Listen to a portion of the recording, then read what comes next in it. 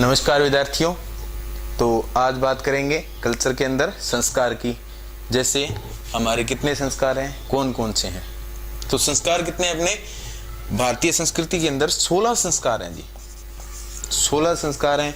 कहीं कहीं गाइडों में आप देखोगे आपको मिलेगा 18 संस्कार है, 52 संस्कार है जी। ये बिल्कुल नहीं है। कितने संस्कार हैं टोटल?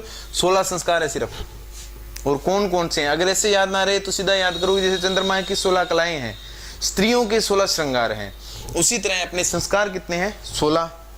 कौन कौन से हैं वो देखते हैं। नंबर 1 संस्कार कौन सा आता है? गर्भाधान। गर्भाधान संस्कार। तो गर्भाधान संस्कार के अंदर क्या है कि शुक्ल पक्ष में की जाने वाली शारीरिक धार्मिक क्रिया कौन सी है? गर्भाधान संस्कार है।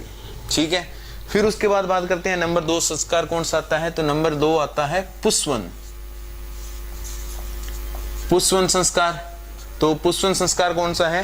फिर सीधा ही है कि पुराने टाइम में मान्यता थी, कुछ कहीं आज भी है, कि प्रमुखता बच्चे को, लड़के को दी जाती है। लड़कियों से ज्यादा लड़के को प्रमुखता दी जाती थी। तो इसके अंदर क्या था कि अपने कुल देवी देवताओं, इष्ट देवी देवताओं की पूजा करते थे। किस लिए?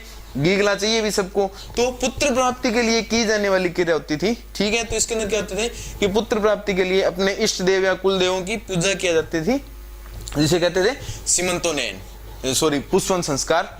उसके बाद बात करेंगे नंबर 3 सीमंतोनयन। तो सीमंतोनयन क्या है भी? सीमंतोनयन के अंदर क्या था कि स्त्री को, जो गर्भस्थ स्त्री थी, ठीक है, उसको कि अमंगलकारी शक्तियों से बचाने के लिए, जैसे जो अपने अंधविश्वास थे, भूत प्रेत, ये ठीक है, कहीं मतलब जाना नहीं है, कोई चौराहे से नहीं निकलना, कोई फेट ना लगे, फटकार में ना जाए, सुआ वगैरह, ये जो मानते थे। तो मतलब अमंगलकारी शक्तियों से बचाने के लिए ये क्या करते थे कि अपने कुल देवी या इष्ट देवता की पूजा की जाती थी, जिसे कहते थे सीमंतोनयन। फिर उसके बाद बात करते हैं नंबर 4 संस्कार कौन सा आएगा? जातक्रम। जातक्रम संस्कार। तो जातक्रम संस्कार के अंदर क्या होता था कि पिता द्वारा बच्चे का नाड़ा काटना या बच्चे को शहद या गुड़ चटवाया जाता था। प्रथम बार पिता द्वारा जैसे उसकी जात का निर्धारण किया जाता था और उसे क्या बोलते थे? जातक्रम। ठीक है। उसके बाद नंबर 5 देखेंगे अपने। तो 5 नंबर में कौन सा आएगा? नामकरण। देखिए नामकरण आपको कहीं मिलेगा, कोई बोलता है 11 दिन, कोई बोलेगा 21 दिन। नहीं जी, नामकरण किसी आधार पे नहीं होता। इससे नामकरण का क्या होता है कि 7 से 28 दिन के बीच में होता है, और ये भी कि नक्षत्रों की गणना के बाद तय किया जाता है कि उसका नाम 7 दिन, 9 दिन, 11 दिन, 21 दिन, 27 दिन, 28 दिन, कितने दिन का होगा। ठीक है। अब कहीं कहते हैं कि हमारे तो टाबर करना वाला हो तो 28 दिनों को नाम काट दिया, बहुत ही शुभ बोल है, 7 दिनों को ही काट दिया। तो पंडित के आधार पे होता है। पंडित जितने दिनों का वो नक्षत्रों की गणना के हिसाब से जो निकालता है, उसी टाइम पे नामकरण होता है। कोई फिक्स नहीं होता कि हाँ 11 दिन के अंदर ही नामकरण होगा। नहीं जी, 7 से 28 दिन के बीच में कभी भी हो सकता है, वो पंडित तय करता है।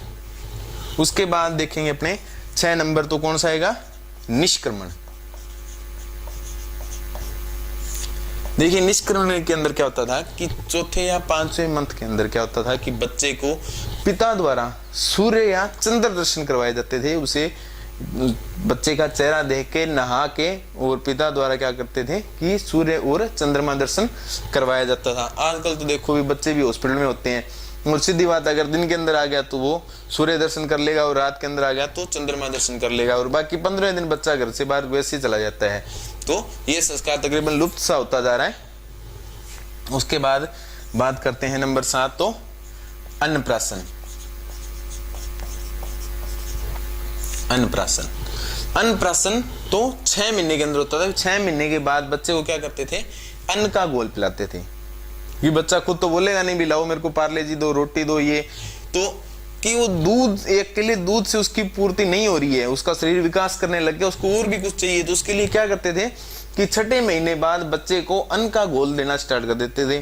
फिर कोई रोटी दे दी, कोई और दे दी, मतलब वो किसी तरीके से उसको अन्न दिया जाता था। आजकल तो भी सेरेलैक दे दो इसको, या फिर पार्ले जी ला के दे दो, बटर बाइट दो, तो ये तो बहुत चल गई। लेकिन पहले क्या था कि अन्न का घोल मतलब दूध के अंदर आटा डाल के उसको बड़ी तरीके से पका के बच्चे को पिलाया जाता था।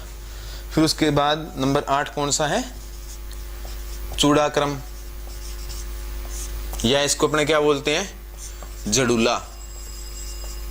तो चूड़ाक्रम या जड़ूला मतलब कि बच्चे को एक पहले या तीसरे साल के अंदर अपने जो बच्चे के पहले बाल थे वो काट के और कुल देवी देवताओं को अर्पण किए जाते थे, मतलब उसका मुंडन किया जाता था पहली बार, ठीक है। जो अपने बागड़ी भाषा में जिसको बोलते हैं सांसा बाल है, ठीक है।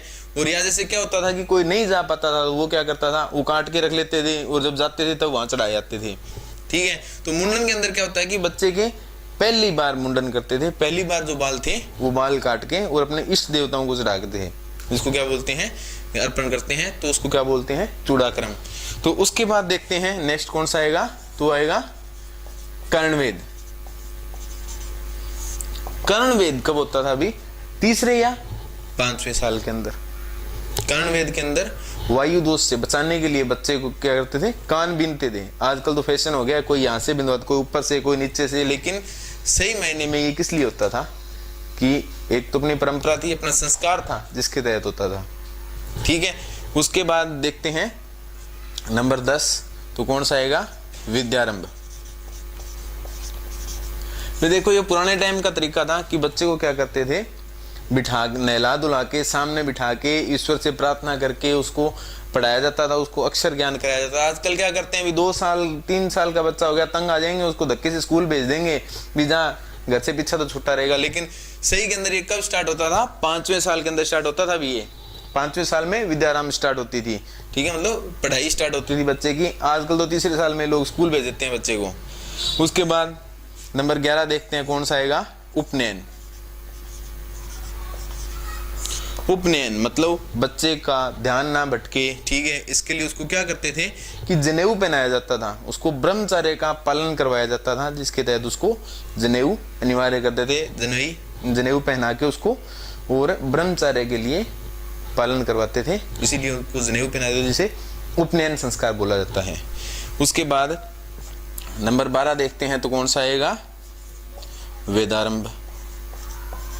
फिर देखिए उसको ब्रह्मचर्य का पालन करवा दिया, तो उसके बाद क्या होगा कि उसको वेदों का ज्ञान करवाया जाता था।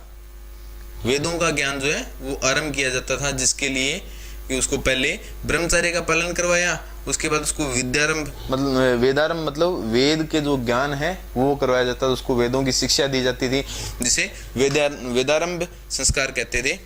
उसके बाद देखते हैं नंबर 13 संस्कार कौन सा था, केशांत।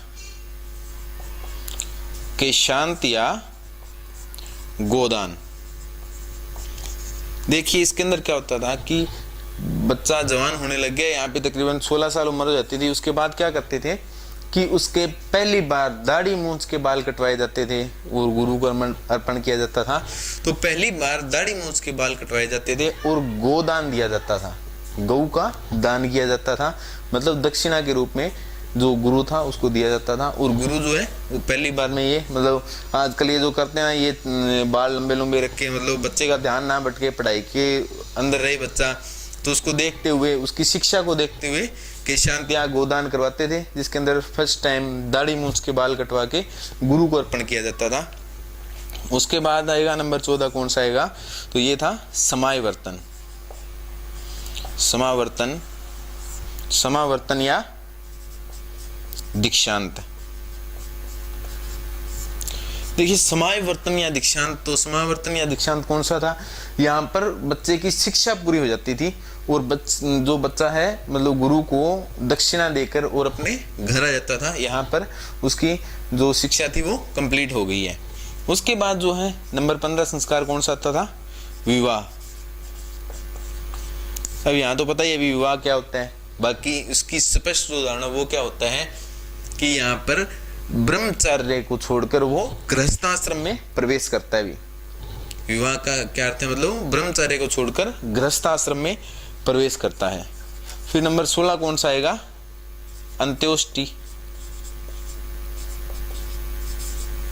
अंत्येष्टि या अंतिम संस्कार, मतलब अंत के अंदर उसके गुजर जाने के बाद उसके शव को दफनाना या जलाना, ठीक है, और उसका अंतिम संस्कार किया जाता था, जिसे कि अंत्योष्टि कहते थे।